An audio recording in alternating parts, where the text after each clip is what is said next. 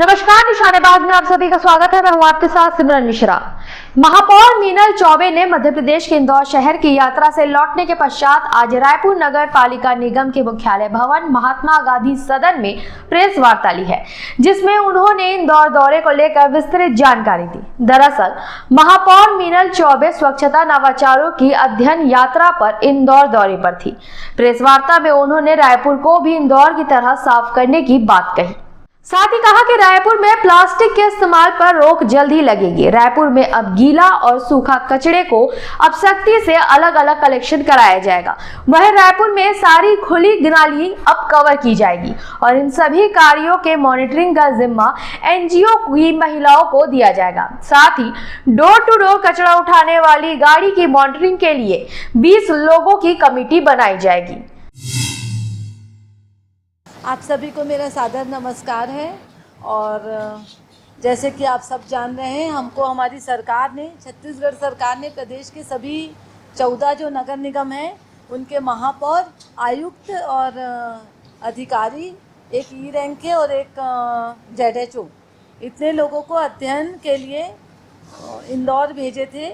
और इस विजिट में इंदौर में जो भी हमको नॉलेज मिला है और जो भी हम इंदौर में देख के आए हैं, जो हमारा एक्सपीरियंस है कि इंदौर है वो प्रथम स्थान पर लगातार आ रहा है सफाई के मामले में, उसका हमने अध्ययन किया है, विज़िट किया है और प्रत्यक्ष रूप से उन सब चीज़ों को देखा है।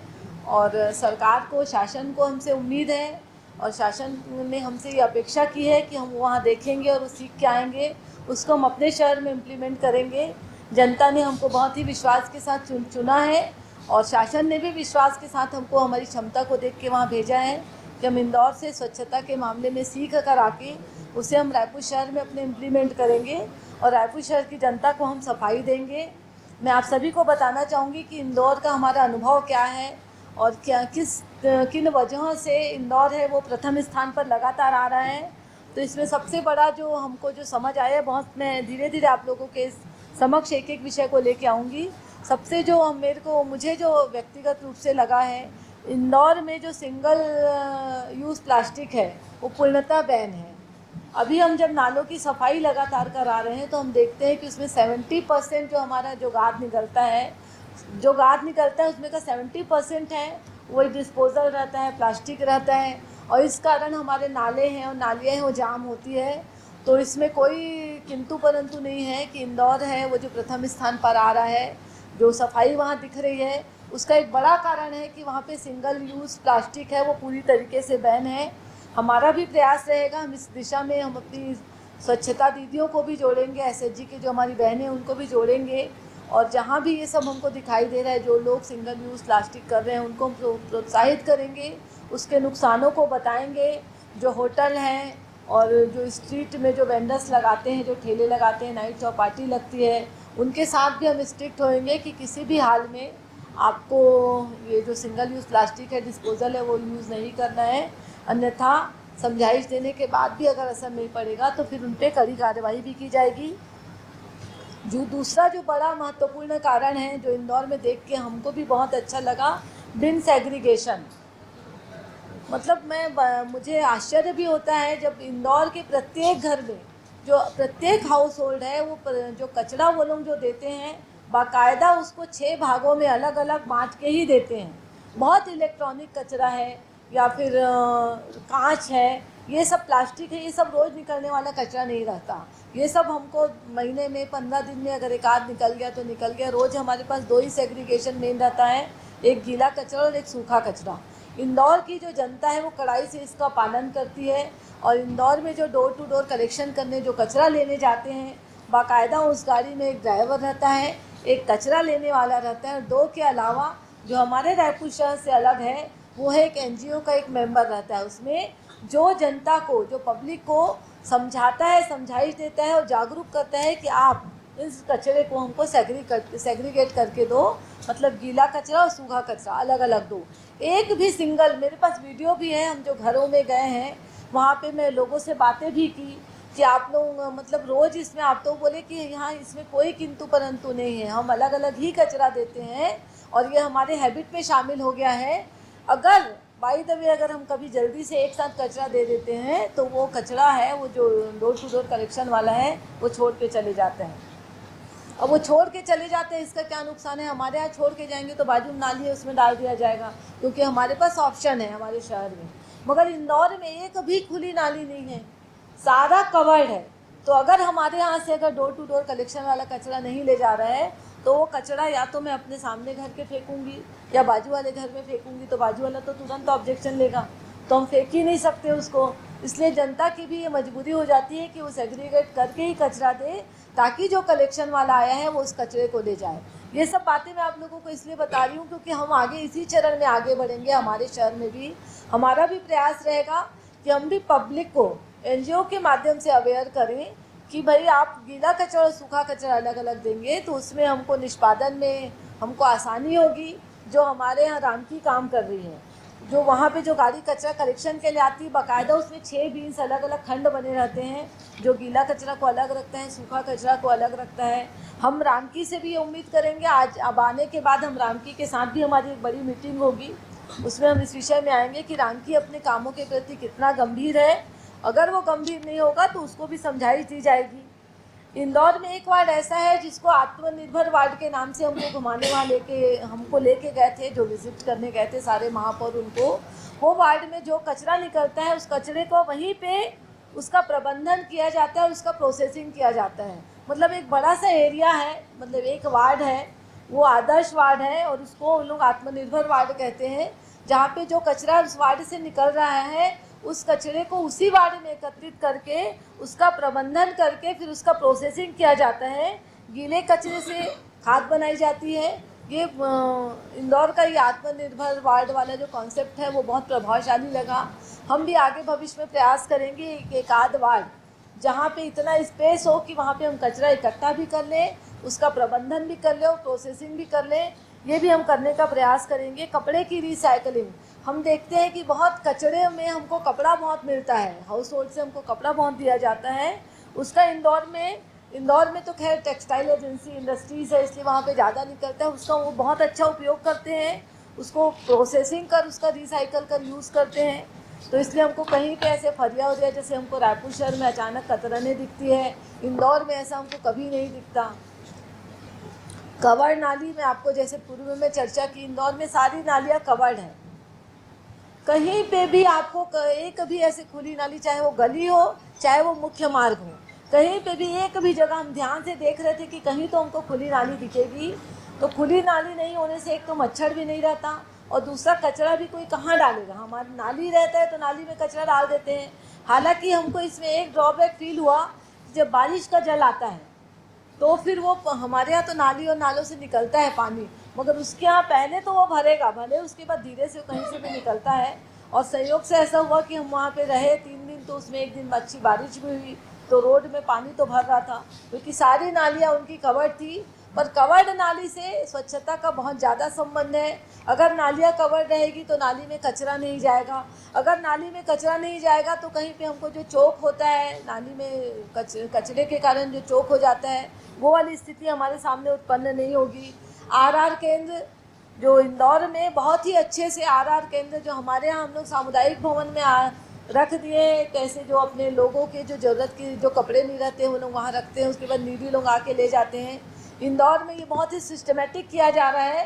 रायपुर में भी अब हम ये प्रयास करेंगे कि प्रत्येक जोन में कम से कम एक आरआर सेंटर हो जाए और उसको हम एक एनजीओ की बहन को या एक हमारी किसी भी बहन को देंगे, वो उसका रखरखाव करेगी, चलाएगी।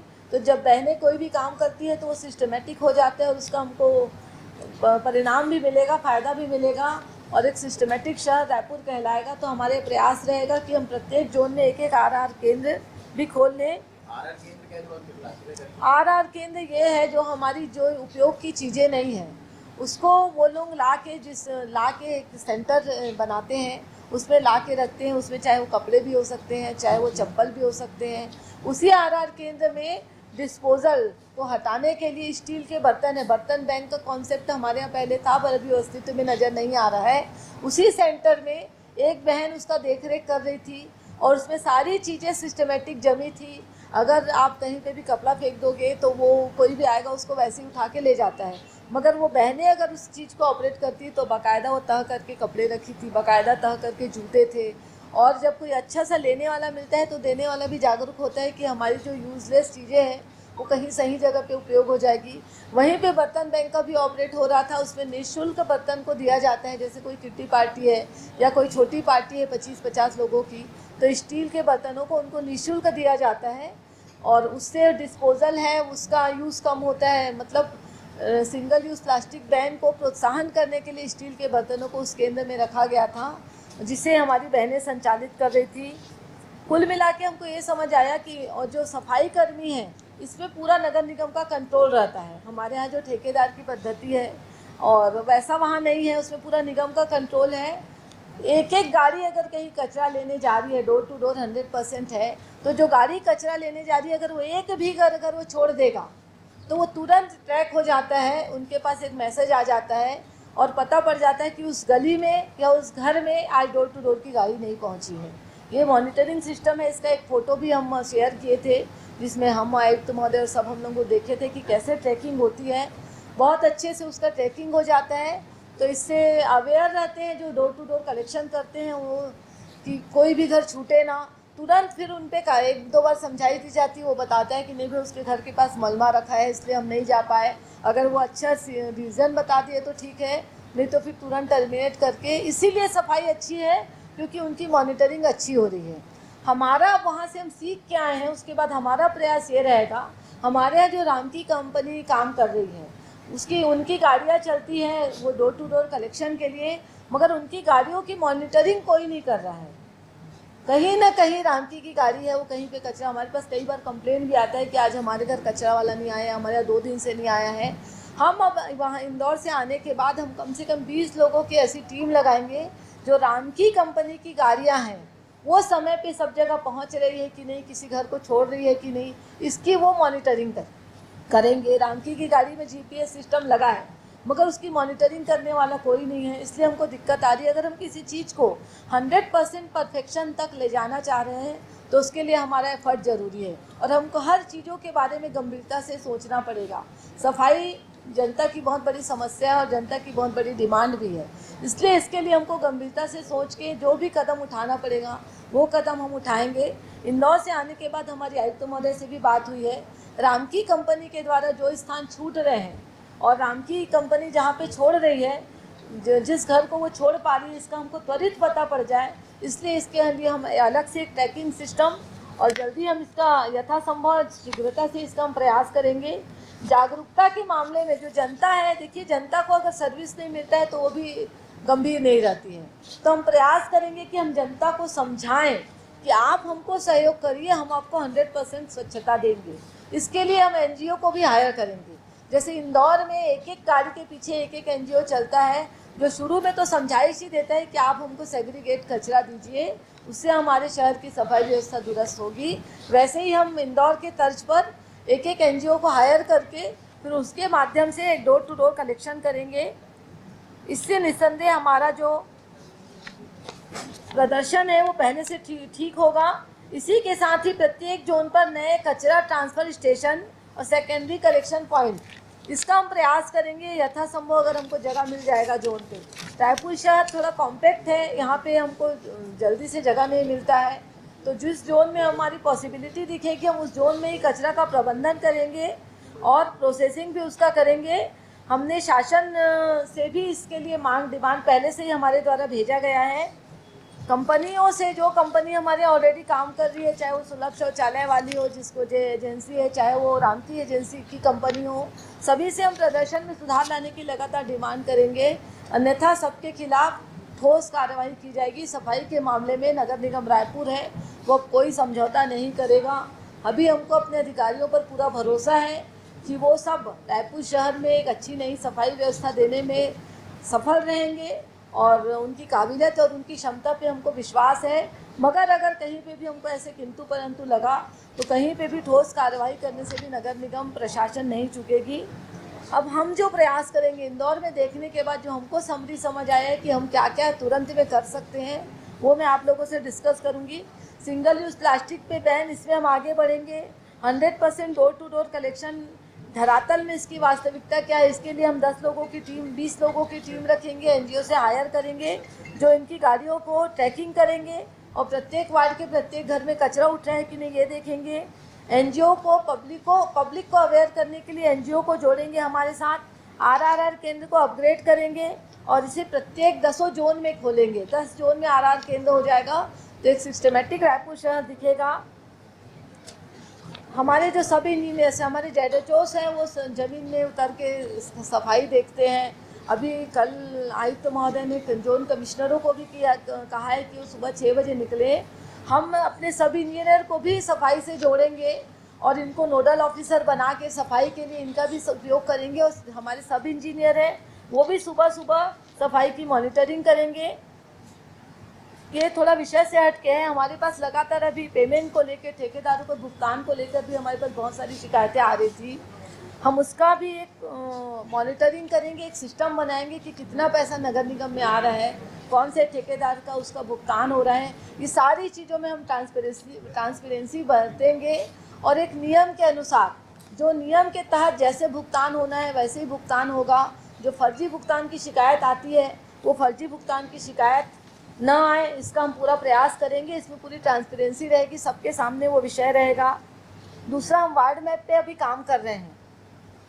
वार्ड मैप जो हम ऐसे गूगल मैप से अपना नक्शा खींच दिए या फ़ोटो खींच दिए, वो हम वैसा वार्ड मैप हम नहीं चाह रहे हैं। हमको अभी हम प्रेजेंटेशन, हमारे आर्किटेक्ट जो हायर किए थे हमारे नगर निगम के माध्यम से, उन्होंने हमको अपना प्रेजेंटेशन दिखाया, मगर मुझे लगता है कि उनको स्पष्ट नहीं था कि एक वार्ड में क्या क्या रिक्वायरमेंट है या क्या हम चाह रहे हैं।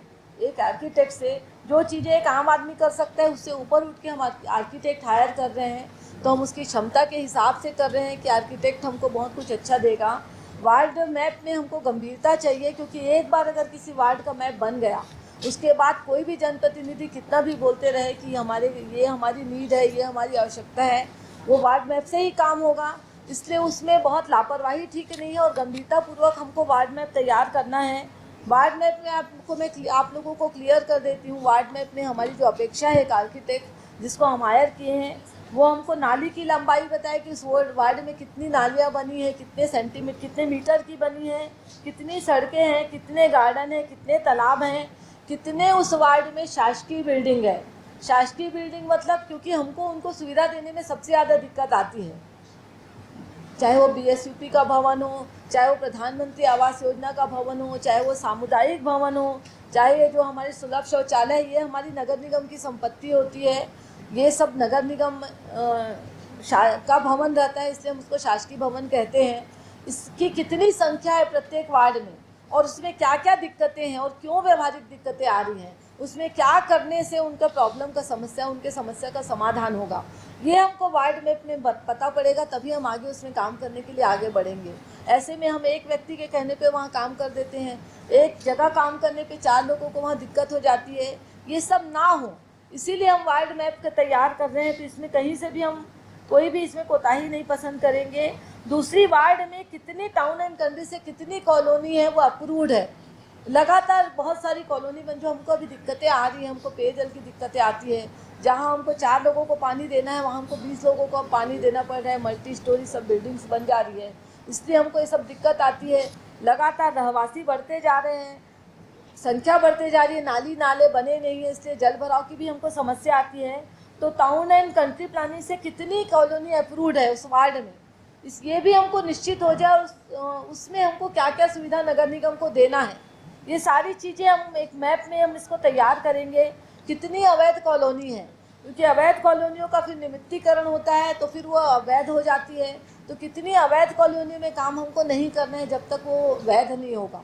हमारे पास अभी जो आता है, अवैध कॉलोनी वाले भी हमारे पास डिमांड लेकर आते हैं, क्योंकि वो कहते हैं कि हम टैक्स पेयर हैं, हम वोट देते हैं, तो हम उनको वहाँ भी सुविधाएँ चाहिए रहती है। मगर हमारी प्रायोरिटी क्या होनी चाहिए, ये उस वार्ड मैप में रहेगा। कितने स्ट्रीट लाइट्स के पोल है वहाँ, कितनी स्ट्रीट लाइट वहाँ पे चाहिए है, इसलिए हम अपने वार्ड मैप पे सब तैयार करेंगे। उसके बाद नगर निगम को काम करने में आसानी होगी। नाले का लेवल चेक करना जो मुख्य काम है, ये यही है। अगर हम अपनी शहर की जनता को शुद्ध पेयजल उपलब्ध करा दे रहे हैं, अगर उनके घर में पानी नहीं भर रहा है तो ये हमारी बड़ी उपलब्धि होगी। अगर हम उसको ये 3 चीज़ें, हम अंधाधुंध विकास की बात करते हैं, मगर नगर निगम का जो मूल दायित्व होता है यही होता है कि पेयजल उपलब्ध करा दे, जल भराव की समस्या से निजात दिला दे और स्ट्रीट लाइट दे दे। ये मेरी प्राथमिकता पहले भी थी और यही मेरी प्राथमिकता आगे भी रहेगी। मैं इन 3 मूल कामों को कर लूँ, उसके बाद जो हमारे बड़े बड़े प्रोजेक्ट्स हैं वो तो चलते रहते हैं, वो सालों साल चलते हैं। ऐसी खबरों के लिए बने रहे निशानेबाज के साथ।